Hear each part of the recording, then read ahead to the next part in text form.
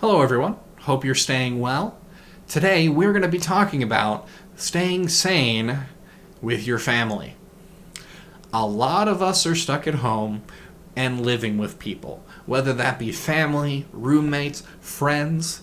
And when we're stuck in a small space with lots of people, conflict happens. It's just a reality. Conflict is going to happen. Some of those little things that you were able to tolerate before become big things that absolutely drive you nuts. So, what do? How do we deal with this? That's what we're going to be talking about today. Thing number one, you got to know yourself. The reality is that some of these things that you're stressed about and that you're struggling with have nothing to do with your family or the people that you're living with. I know that's hard to believe, but it's true.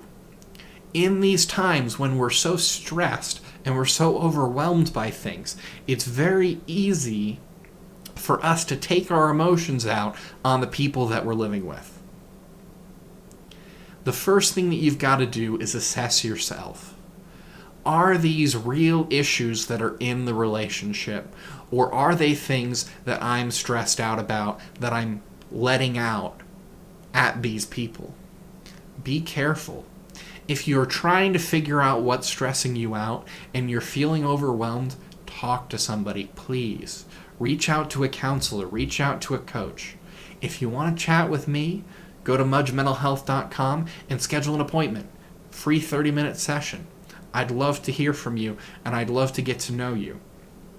But it's important that you get to the root of these issues and why these emotions are coming out in the ways that they're coming out. Another thing to think about is if you're an extrovert. We all have different personalities. Extroverts generally get their energy from being with other people. Introverts are the opposite. They get their energy from being by themselves. If you're an extrovert, keep in mind some other people that you're living with might be introverts. They might be overwhelmed by you getting your energy from them. And that can lead to problems in the relationship. My encouragement to you is this: find ways to socialize outside of the people that you're living with. It's important that you spread that social need out amongst a number of people. That way you're not driving a few people nuts. Find as many people as you can and reach out to them and start getting your socializing that way. If you're an introvert and you're absolutely loving this time of isolation, be careful. Being too isolated can be bad for you too. Make sure that you're reaching out and connecting with people. One of the things that my family started doing is online board game nights using Tabletop Simulator. That's just one easy way that we can all get together as friends and family to play games together. And that's just one idea. There are tons of different ways to be socially connected. Make the effort to do so. Another thing to remember is that it's okay to get away.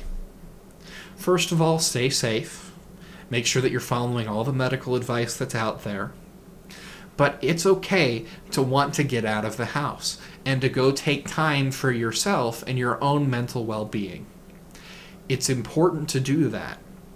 Find a place in your house where you can go and be alone, even if it's just the bathroom. Take time to be by yourself and to work on the things that you want to be working on. Maybe go out and drive your car, assuming that that's legal where you're living and that you're staying safe. Go out and be by yourself, just to think and to process and to have time alone. Do stuff that you love to do. Have fun.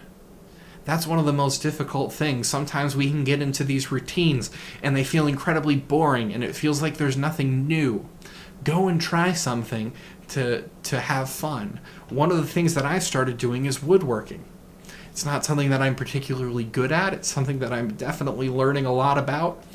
But just go out and have some fun. Do something different. Change it up. And the last thing that I want to talk about is how to have positive conflict. Conflict will happen in relationships. It's just the reality of relationships. But anger is your worst enemy. Anger will only hurt the relationships. One of the things that I found, having been a counselor for a long time, is that anger is generally about control. When we lose control, we use anger to control other people. And that's not sustainable. That can't lead to healthy relationships. When we get angry, we lose control. We end up attacking people. It literally shuts down the rational part of our brain, and we get out of control. Be careful about that. So, how do I deal with anger? What's the best way to deal with anger? The first thing is to walk away. Remove yourself from the situation. If you find that the person you're conflicting with is pursuing you, tell them, hey, I need time by myself to process this and to work through this. Take time to cool off and to think things through. Figure out why you're angry.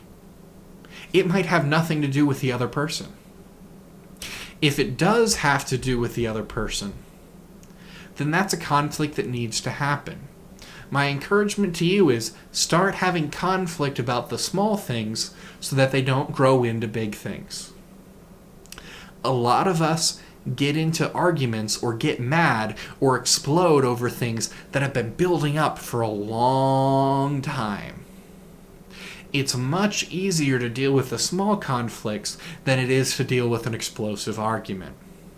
If you find yourself getting frustrated because the people you're living with are messy, make the messiness a third person that you're both fighting against. For example, if the other people are being messy, go up to them and say, hey, this messiness is really driving me nuts and is really having a negative impact on me.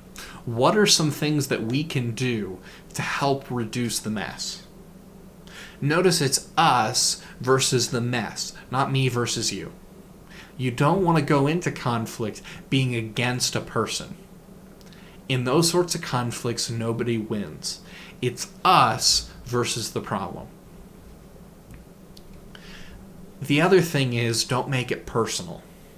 Verbally attacking people doesn't benefit anyone. It only makes things worse. So, in summary, staying sane with your family. Get to know yourself better. Know what your needs are. Know what's driving your emotions.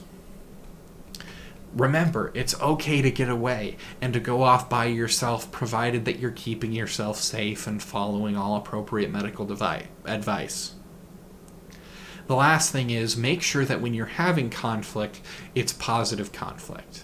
That you're not tearing each other down and destroying each other in anger, but that you're working together for the common good.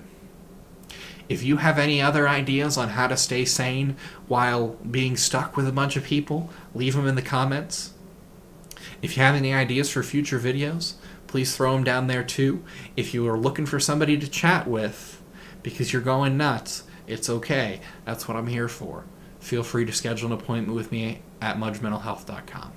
Thanks for watching.